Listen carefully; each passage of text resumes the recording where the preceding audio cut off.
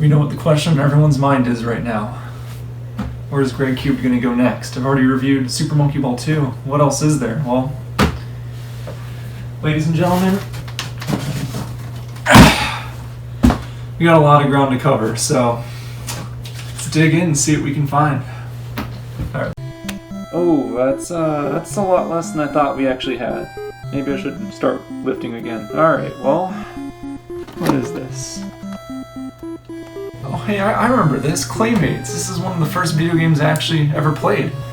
I'm sure it's just as good as my childhood remembers it being. Claymates was a 1994 Super Nintendo game released by Interplay as a spin-off of sorts for their Clay Fighter series, famous for clever titles such as Clay Fighter 2 Judgment Clay, or Clay Fighter 63 1/3. Real clever, guys. You knew exactly what you're doing with that one. Sadly, however, the game really didn't get nearly the amount of attention as Clay Fighters did. In fact, it was originally supposed to be released in 1992, but was shelved by Interplay for over 2 years to give Clay Fighters the spotlight. The game was ultimately underpromoted and ignored by Interplay, leading to poor sales, so the game never really became the hit many journalists expected it to be. The game fell into relative obscurity, for decades only existing in the crevices of the minds of those who played the game as children. Until now. It was my duty to bring this game back into the forefront after decades of going unnoticed. It's what I was put on this planet to do, you know? Well, I guess that's not a pretty high head count, is it? Ladies and gentlemen, I present to you, Claymates. Let's pop this baby in.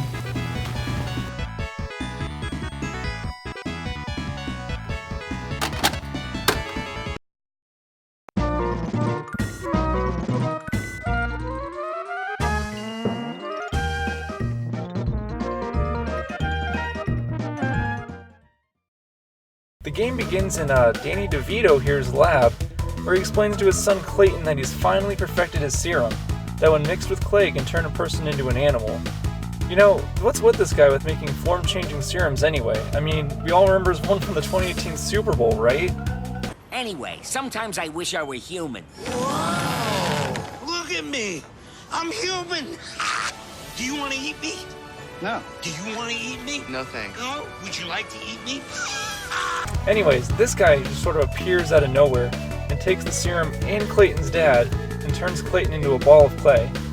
Kid's gonna have a good amount of childhood trauma to vent about on Twitter here in 10 years. Just hang tight, Clayton. Dial-up is right around the corner. Anyways, as usual, it's up to us to save his father and get the serum back. So you start off in one of these top-down overworld sections, where you push around everyday objects like wagons and rocks and bombs and interdimensional portals? Okay, I guess we're just rolling with it now. Anyways, yeah, you manipulate these objects in your environment to get these mindless robots to clear a path to the next level for you. These sections definitely bring down the game experience, honestly. I mean, the last thing I want to do after a brutally difficult level is some puzzle solving. If I wanted to solve puzzles, I would have just sat down and finished that 200-piece Shrek 2 jigsaw puzzle my dad made me start 12 years ago that I didn't even want to start in the first... Okay, we're getting off track. We're getting off track. Oh, and trust me, the levels are brutally difficult. Basically, your goal is to make it to the end of each stage in one piece. To help you out, you use these little clayed balls that act as power-ups to transform you into an animal. Let's see what this gray one does.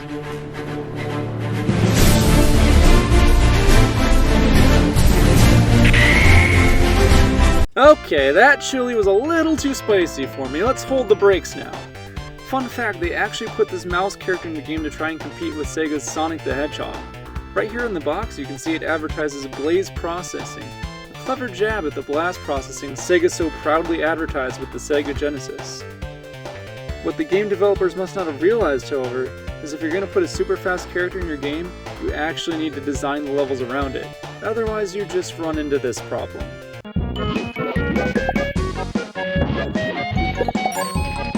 So yeah, the mouse is pretty much useless, but there's 4 others, so let's see if they get any better.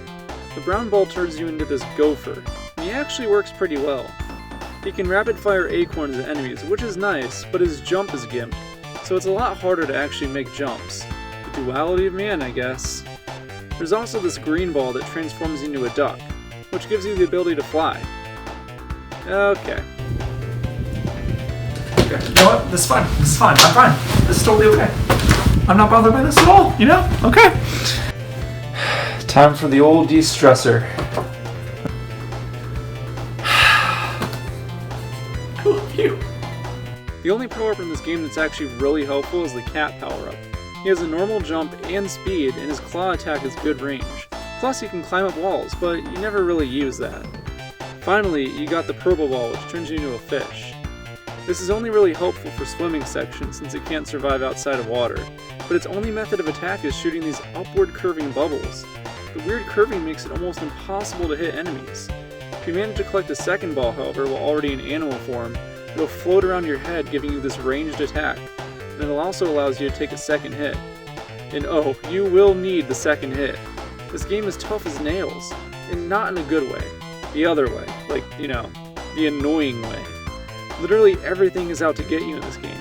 Evil clouds, evil bees, evil plants, the long-haired guy from Maroon 5, evil sharks. The horrors are endless. It's one of those games, you know the one, where you gotta inch along carefully because the game cheap shots you at every chance you can get. It's at its worst when Clayton's in his ball form. He only has a limited and stiff attack. Even the slightest pokes makes him explode? Alright, I guess. No, I don't need it. I don't need it this time. Don't need you anymore. The game has 5 worlds for you to travel through. The city, Pacific, Japan, Africa, and finally outer space. Each world's got 4 levels, each with a boss fight tacked on to the end of the 4th level. The boss fights in this game are pretty strange too. I mean, just look at this monstrosity, and yet I say any more? None of them are really that difficult though, especially if you stock up on lives through the bonus stages.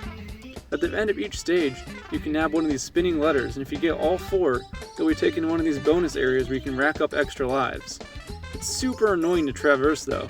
If you couldn't rack up an absolutely mad amount of lives, they wouldn't really be worth it. If you can collect 100 of these gems laying around the level, you can enter a second type of bonus stage, which, while much easier, only rewards you with 1 life. Speaking of lives and game overs, this game doesn't have a save system for some reason, meaning you've got to beat it all in one sitting. The closest thing you get are these hidden warp areas that allow you to skip through worlds. If you find one of these question mark blocks hidden around, it'll tell you specific places to jump, which lets you skip ahead in the game. Why they chose this route, I guess we'll never know. Claymates isn't the worst game to come out of the Super Nintendo era, but it's definitely one of the toughest. I don't know if I'm ever going to be able to beat it. I've had the game for 20 years and I've never gotten past World 4. Now if you excuse me and Clayton got some business to take care of. Hey guys, thanks for watching my video. If you're not already following me on Twitter, I have a Twitter, @GregCubed. Link is in the description below. I tweet pretty much every day about my emotional turmoils, so hit me up.